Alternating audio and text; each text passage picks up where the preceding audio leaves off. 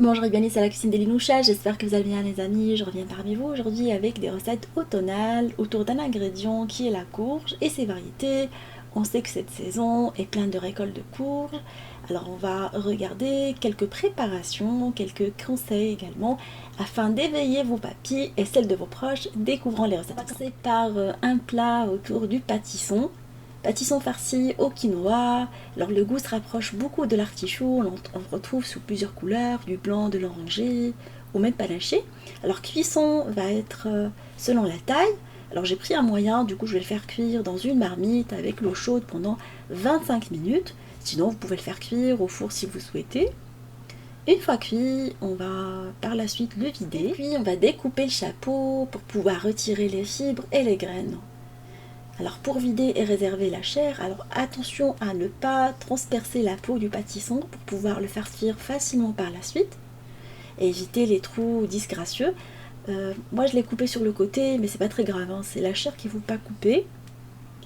Alors vous pouvez le vider avec une cuillère parisienne ou le vider avec une cuillère normale en faisant attention, il a été coupé un tout petit peu sur le côté comme j'étais un tout petit peu un peu fort au départ quand je l'ai coupé. Alors on récupère la chair qu'on va mettre de côté pour pouvoir par la suite farcir le légume avec. Les graines vous pouvez les réserver, les saler, les griller. Voilà, c'est assez bon. Là je jette rien. Et la chair par la suite on va l'émincir en petits morceaux pour pouvoir la mettre par la suite dans la farce. Là, elle a un petit goût entre l'artichaut et la courge, c'est assez bon. Je le cuisine souvent dans cette période en variant les farces. Aujourd'hui, c'est une petite cocotte végétarienne, idéale pour les personnes qui n'aiment pas manger de viande ou qui n'aiment pas manger la viande, surtout le soir, on peut la préparer. Alors, une fois vidée, alors j'ai pris même la chair qui était restée dans le chapeau pour pouvoir la découper. Alors pour la farce, on va utiliser du quinoa que j'ai fait cuire selon les indications du paquet pendant une dizaine de minutes. En général, c'est indiqué comment le faire cuire sur les paquets d'utilisation, dans l'eau salée. Je vais rajouter par la suite la chair de pâtisson également. Alors, je vais essayer de donner une connotation un peu méditerranéenne à cette recette en rajoutant des olives, alors des olives en rondelles, noires. On va rajouter également des tomates cerises ou des tomates séchées, comme vous voulez. Aujourd'hui, ça sera des tomates séchées. Avec du feta, ça se marie très très bien. On coupe avec les ciseaux, ça va beaucoup plus vite. Alors les tomates séchées, selon ma recette que j'ai déjà partagée avec vous, achetée dans le commerce. Et quelques dés de feta. Pour de la fraîcheur à la recette, on va couper ou ciseler du persil. Alors vous pouvez mettre les herbes de votre choix. La menthe séchée, ça se marie très très bien également, ou de la menthe fraîche. Moi j'avais plus de menthe, du coup je l'ai remplacé par du persil frais. On va rectifier à l'assaisonnement, alors j'ai mis un mélange pour taboulet selon ma recette, je vous laisserai le lien du mélange utilisé. Un peu d'huile d'olive, du sel, et voilà, la farce est maintenant prête. On va venir par la suite farcir notre pâtisson qu'on a gardé de côté. Pour pouvoir par la suite le mettre sur une plaque tapissée de papier cuisson, une fois qu'on l'a bien rempli avec le chapeau, et le faire cuire dans un four préchauffé à 180 pendant une bonne vingtaine de minutes. Moi je l'ai laissé pendant 25 minutes avant de servir en plat principal. Voilà, vous pouvez le servir avec une viande pour les personnes carnivores, comme vous pouvez le servir en plat principal. Et après, on va passer à la réalisation d'une nouvelle recette autour d'une nouvelle courge. Je vais cuisiner la courge spaghetti. Alors, vous pouvez la garnir comme des spaghettis classiques avec la farce que vous voulez, bolognaise, saumon, ce que vous aimez. Elle est assez originale parce qu'elle forme des spaghettis naturellement une fois cuite. Alors, je vais la prendre, elle est jaune, ovale. Il y a des grandes, des petites. Moi, j'ai pris une moyenne. Vous la coupez en deux pour pouvoir par la suite la faire cuire, quelle que soit la manière. Alors, vous pouvez la faire cuire dans un four pendant une trentaine de minutes à 200 degrés, quand vous pouvez la faire cuire à l'eau. Une fois coupée, vous récupérez les graines que vous pouvez réutiliser par la suite. Et vous la mettez au four ou la faire cuire à l'eau, comme vous souhaitez, à la vapeur également. Alors, une fois cuite, on va pouvoir récupérer les spaghettis alors à l'aide d'une fourchette. Elle se détache très très facilement sans aucun problème. Voilà, la chair elle est assez filandreuse à la fourchette. Ou à la cuillère, on va obtenir des spaghettis végétales. Bah, le goût il est assez fade, mais quand on utilise une bonne sauce, c'est assez agréable en bouche. En fait, elle n'a pas de goût particulier. Hein. Mais bon, on l'a bien aimé à la maison. Alors une fois que j'ai récupéré mes spaghettis, je les salis, je mets un tout petit peu d'huile d'olive, un tout petit peu de poivre, je les ai chauffés.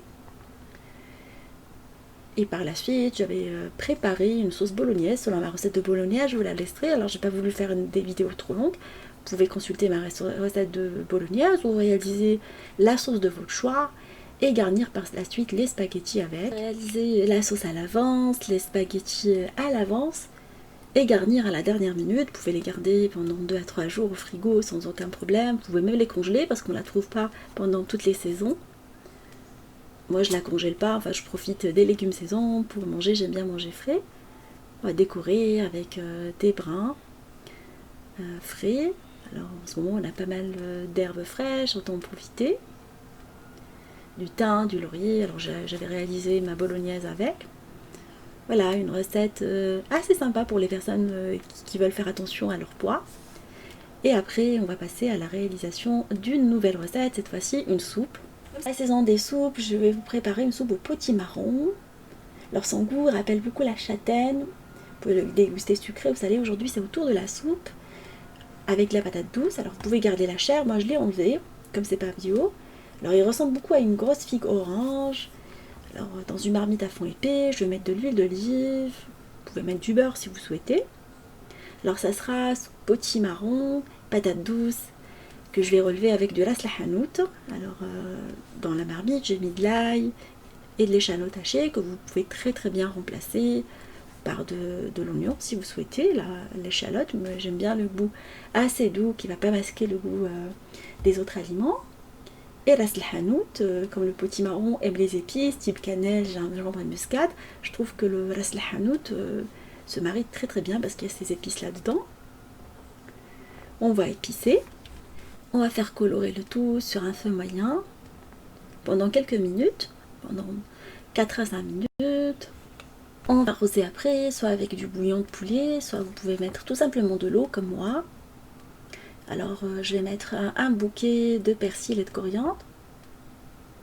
Couvrir et laisser le tout cuire pendant une vingtaine de minutes, 20 à 25 minutes tout simplement, pour pouvoir par la suite mixer notre préparation une fois prête. Là on a une bonne réduction de jus. Ça dépend comme vous aimez la soupe, est-ce que vous l'aimez légère ou vous l'aimez épaisse. Vous pouvez doser l'eau utilisée dedans. Alors moi je vais utiliser un mixeur plongeur pour pouvoir mixer ma soupe. Et par la suite, une fois mixée, je vais la transvaser dans le plat de cuisson. Et je vais rajouter de la crème. Alors vous pouvez mettre de la crème liquide, comme vous pouvez très très bien mettre du lait de coco, qui se marie bien avec ces recettes-là. Je vais parsemer après avec du ras lahanout pour rappel, si vous aimez bien les épices comme moi. Voilà, elle est assez bonne, idéale pour la saison. Après, on va passer à la réalisation d'une nouvelle recette. Cette fois-ci autour de la courge butternut. Elle est longue, avec une base plus ronde que le haut.